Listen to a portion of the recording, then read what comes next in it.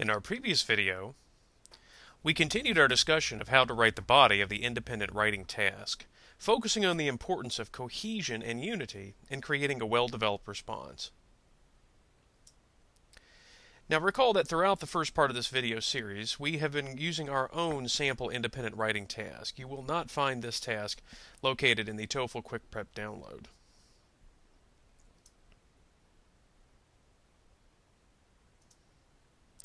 So, to review where we are in the writing process, at the beginning of the series we talked about the importance of planning before you write. Then we discussed the importance of writing the introduction, especially focusing on developing a good hook and then developing the thesis. Then we began discussing how to write the body, how the body is constructed using at least 2 paragraphs, one for each reason, and the fact of how the body connects to the thesis in the introduction by using topic sentences in each paragraph, and how the paragraph will begin with an appropriate signal word to show how that paragraph fits into the overall essay. We also discussed the importance of using personal examples. It helps to show how the body is relevant to the topic you're discussing, and shows people you actually know what you're talking about. We also said in the beginning of the series how important it is to be logical, to think about the information that we're using and how it's supported by other information in the paragraph, and of course it makes sense. And that we follow a particular organizational style that connects these examples to the reasons we're trying to use. Now again, throughout the series we've kind of recommended a certain organization. Certainly this is not the only way to organize a paragraph, but the important thing is to think about how the examples we're going to use will connect to the reasons we're trying to make.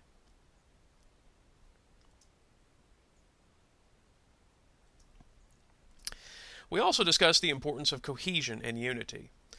Cohesion, once again, is when you connect ideas and help text flow together in a variety of ways. For example, using signal words, or using synonyms or repeated phrased words or ideas. And then we also discussed the importance of unity, in which all of the ideas are sort of controlled by the main idea, also known as the thesis.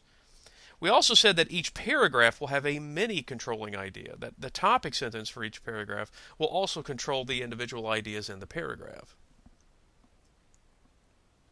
So thinking about our body of the essay, regardless of whether you're writing a defense, explanatory, or comparison essay, in my personal opinion, the body of the essay is definitely the most important part on the TOEFL.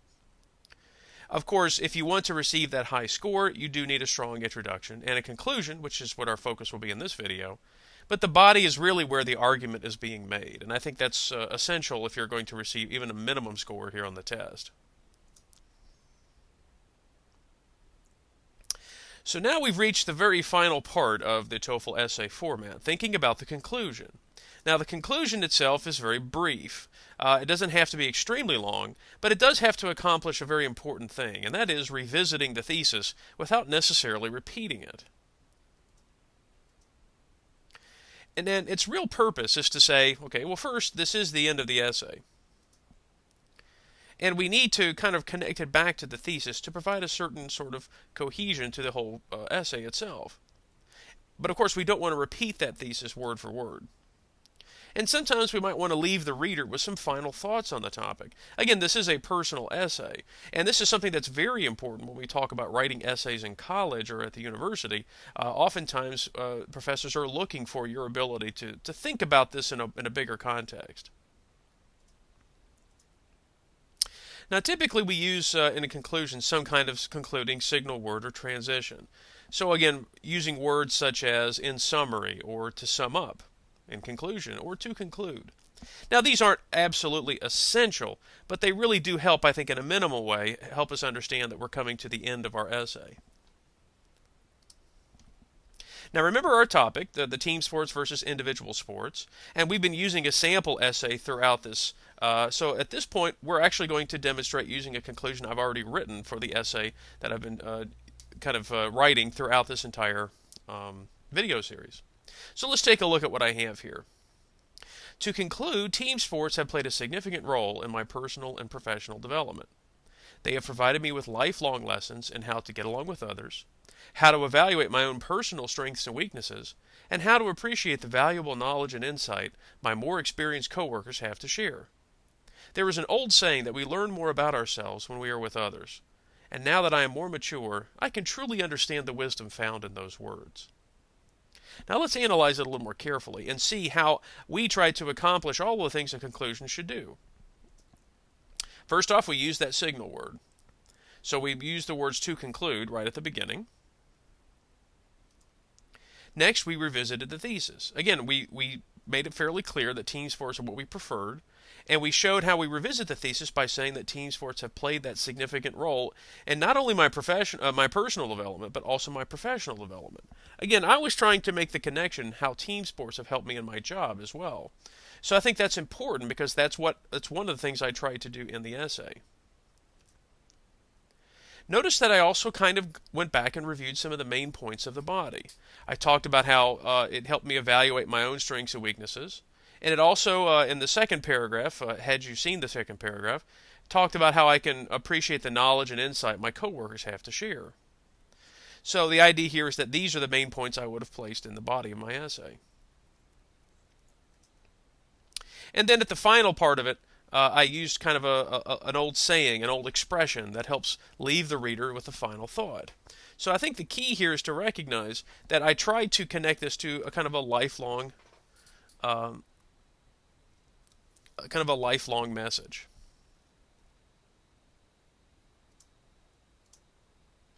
So, in conclusion, the idea here is to help remind readers that the main points and the reasons for your essay, and it's important that you shouldn't totally neglect it when you're writing your essay. So you need some kind of conclusion, I think, in order to get at least a good score.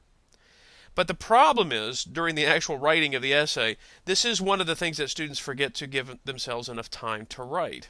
So I think really, even though the body is the most important part of the essay, you do need to make sure you finish the essay. You need a conclusion if you wish to receive a higher score. So let's think about playing a little activity here to kind of focus in on what the conclusions help us do.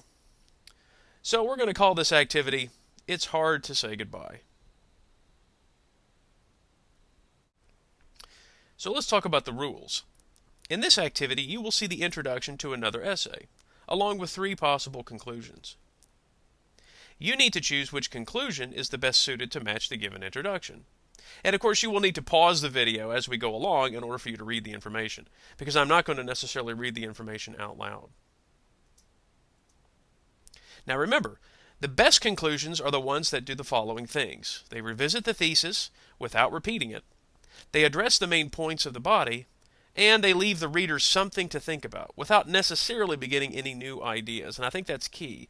We don't want to introduce anything that might suggest that we're going to talk a little bit more about this topic. Now, once again, I'm borrowing or adapting this activity, rather, from the Essentials of English textbook.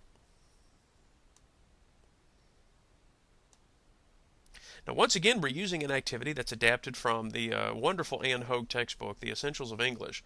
Again, I would highly recommend you purchase this book if you're looking to really improve your writing skills, among, improving your grammatical knowledge and writing structure and so on. It's a wonderful book. So please take a moment now. I want you to pause the video and take some time to read this introduction. When you're ready, come back and we'll begin the activity.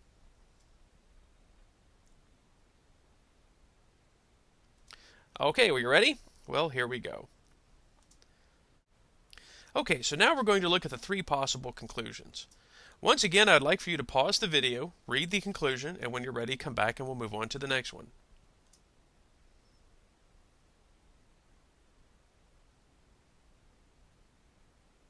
Okay, let's move on to the next conclusion. Once again, pause the video and read.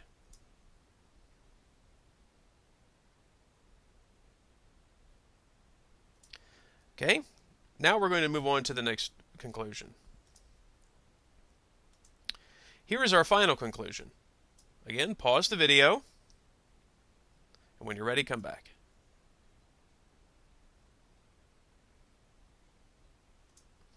Okay, here we go.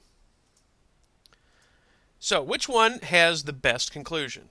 Was it conclusion number 1, number 2, or number 3? And again, this time there's only one answer. Well, in looking at paragraph number 1, I think we notice right away that this is the correct answer. Now let's examine why in just a moment. But first, let's look at the problems of the two other conclusions. First off, one problem here is to think about this information. Remember, the idea here is that we need to kind of provide a final thought, but we don't want to start on another idea. So, for example, if you notice, we're talking a little bit about the importance of a country being influenced by other countries. But notice that in the conclusion, the person tries to add an example of other types of harmful cultural imports. So in this case, this person is trying to give too much information, in fact, starting to begin information in a different direction from the particular idea that's being discussed in the introduction. So in this case, this one has too much information. In number 3, part of our problem here, if we look at number 3, we recognize that this particular conclusion really doesn't have enough information. And in fact, the idea here is how well does it even connect to the particular ideas mentioned in the introduction itself. So in this case, this is one that doesn't have enough information and doesn't connect well enough to the first paragraph, to the introduction, to kind of basically give us the idea that this is a true conclusion, or at least one appropriate for this one. Now let's go back and look at our choice, our answer choice, and kind of take a moment to examine why that one's the best choice. So going back to the introduction, for example, let's take a little more time just to think about the thesis. So the idea in general is that the first sentence is kind of setting us up for the general context of the essay, talking about the importance of cultural exchange, so that there are, words, products, foods, and so on. But notice the basic idea is sometimes cultural imports benefit, and sometimes they are neither good nor bad, and sometimes they harm the culture. And the key is to think about that they're examining all 3 ways as the thesis of this essay. And of course, that was the problem, especially with conclusion number 3. It actually only concluded one of the ways, so it wasn't complete enough to actually include all the information that the essay was going to be discussing. Now, in looking at, again, answer choice number 1, notice that first off, the first sentence does kind of revisit the thesis. Influence my country in many ways. And then notice that it most likely is revisiting the body in these next sentences. Citizens buy Japanese electronics, which have benefited society. Coca-Cola jeans have been harmless. And also, many people have been values they see in Hollywood movies. So again, I want you to notice that they're ticking off the 3 ideas that most likely would have been addressed in the essay, while also connecting back to the thesis that was introduced in the introduction. And then notice the final sentence is really a strong way to kind of leave us with the final thought. It's unfortunate that countries can't just import the good and keep the bad out. So in this case, all of the other conclusions did not include enough information from the whole essay itself. This particular conclusion included all 3 ideas from the body and accomplished the other things as well. It revisited the thesis and gave us something final to think about. So again, this was a fairly good conclusion to an essay that we really didn't even read, but we can see that this one definitely fits the conclusion the introduction very well. So some final thoughts to think about as we discussed in the independent writing task. Again, there's one task on the test. 30 minutes to plan, write, and revise a personal essay of about 300 words. Now again, 300 words is what's recommended if you want to receive a good score. Obviously, it must be typed, and as we said at the beginning of the series, the word processing feature that they're using is fairly basic. It's only for cutting and pasting. So if you have a PC, Notepad is probably the best program to practice on because it definitely gives you more of a feeling of what the real test will be like. Now remember the rubric that we use for this writing section. Everything is evaluated holistically. So again, they're not counting or looking at individual errors. They're just looking at the writing itself as an overall idea. Now remember, the ability to organize your thoughts and express your ideas clearly and to use vocabulary appropriately, in my opinion, that's more important than demonstrating grammatical accuracy. As we learned, the content itself is evaluated on that score from 0 to 5. And again, I said content and vocabulary, again, in my opinion, are probably more important than grammar. And I definitely think organization is certainly going to be more important, minimally speaking, than style. Now, of course, if you want a good score, the highest score, you pretty much need everything. You need good grammar, good vocabulary, good organization, and, of course, a good writing style.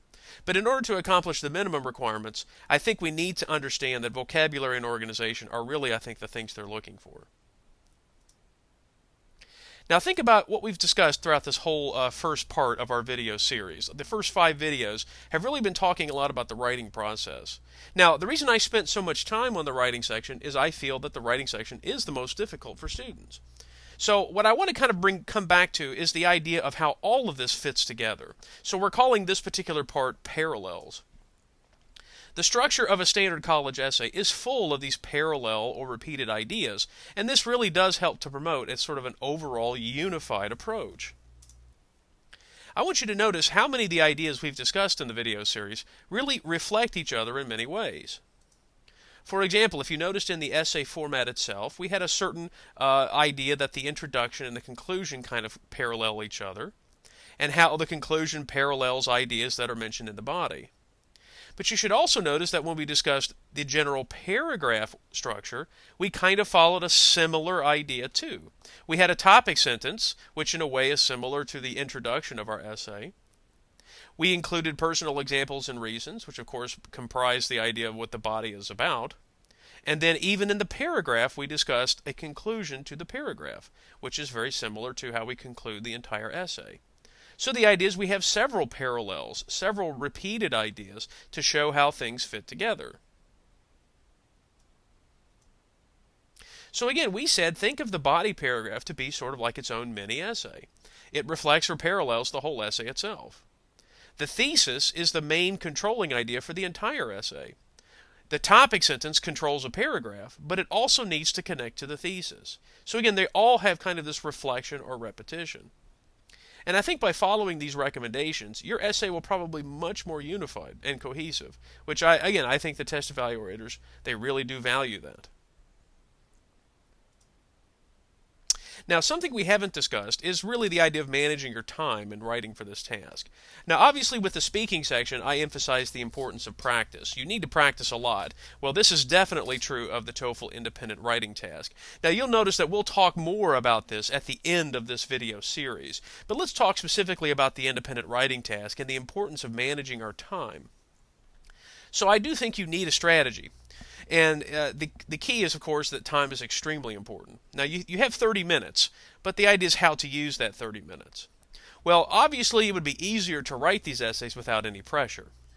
But I think part of the idea of the TOEFL, and this is true in every section, is that you have to demonstrate these ideas under a particular time constraint.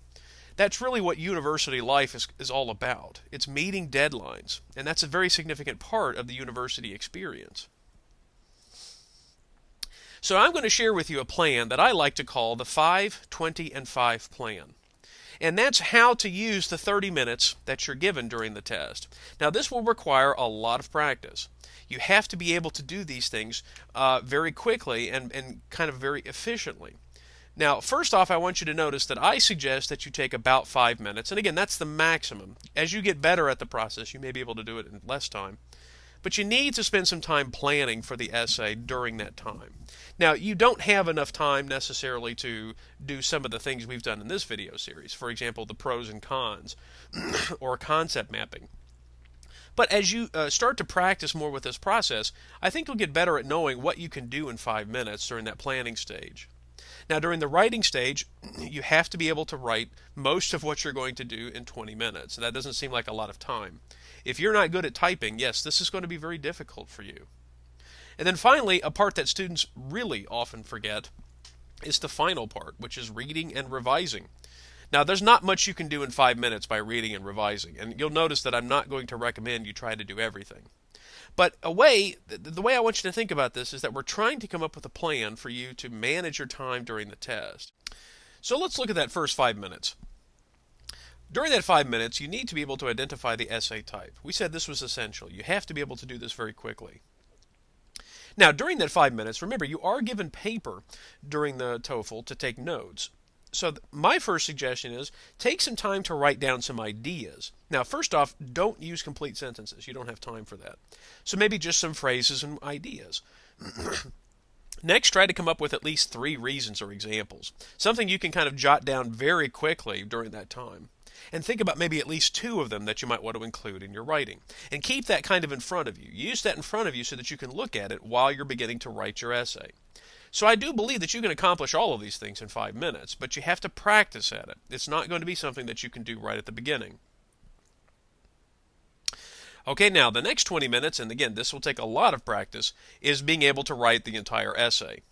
And remember, the key is you need to get an appropriate balance throughout. Don't try to spend too much time on any one part of the test.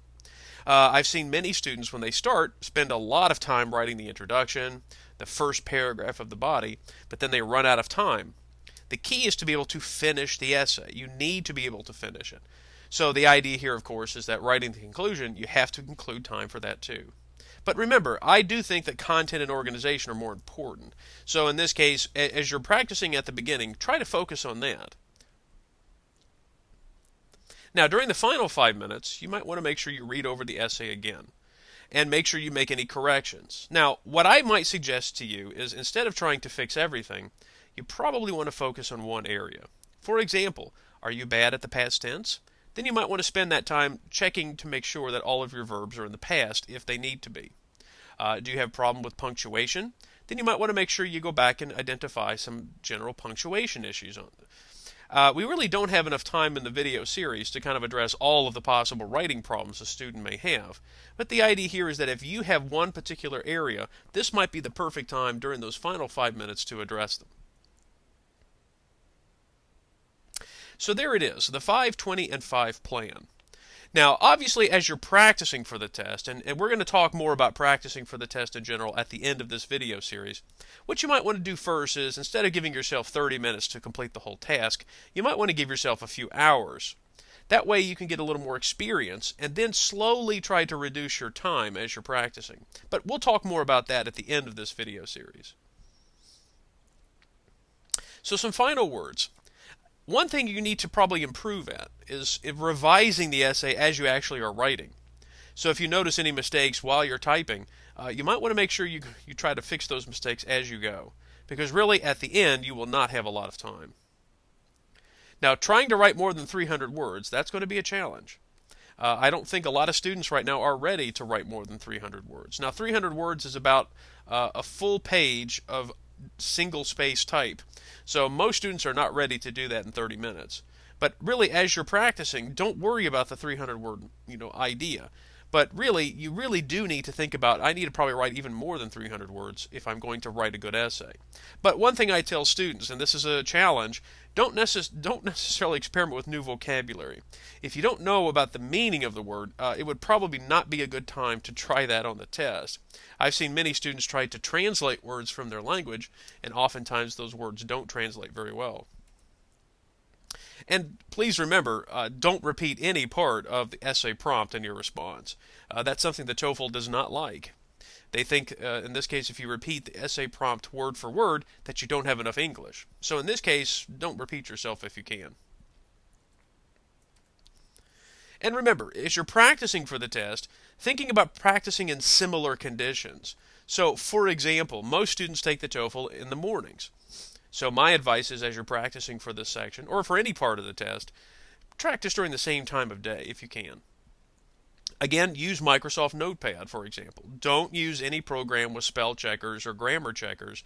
That's not what you're going to have on the test. And those things can often help when, in fact, on the test, you can't use them at all. So again, try to use a program like Notepad if you can.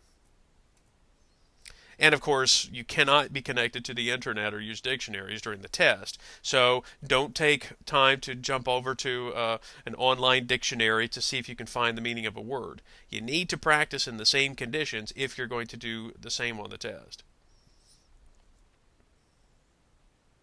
Thanks for watching. We'll see you next time for Part 6, Overview of the TOEFL Integrated Writing Task.